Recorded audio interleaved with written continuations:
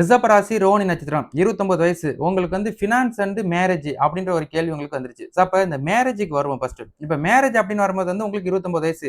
இன்னைக்கு டேட்டுக்கு வந்து உங்களுக்கு வந்து ராகு திசையில சுக்கிரனே உங்களுக்கு புத்தியை நடத்திட்டு இருப்பாரு. அப்ப இந்த சுக்கிர புத்தி உங்களுக்கு 30 வயசு ஒரு 5 மாசம் வரைக்கும் வந்து உங்களுக்கு நடக்கும் சுக்கிர புத்தி. அப்ப ஸ்டில் வந்து உங்களுக்கு 29 வயசு. அப்ப இன்னமும் ஒரு 1 1/2 வருஷத்துக்கு வந்து உங்களுக்கு வந்து திருமண மாலை பூத்து தான் இருக்குது. அப்ப நீங்க வந்து நல்ல ஒரு வரன் பாருங்க. நல்ல ஒரு வரன் வந்துச்சுன்னா மட்டும் நீங்க அடுத்த 1 1/2 வருஷத்துக்குள்ள திருமணம் பண்ணிக்கலாம். சரிங்களா? ஏன்னா அந்த ராகுவும் சுக்கிரன் சேரும்போது வந்து உங்களுக்கு சில தவறுதலான உறவுகள கூட ஏற்படுத்தி விட்டுரும். அந்த மாரி விஷயத்துக்குள்ள நீங்க போயிறாதீங்க.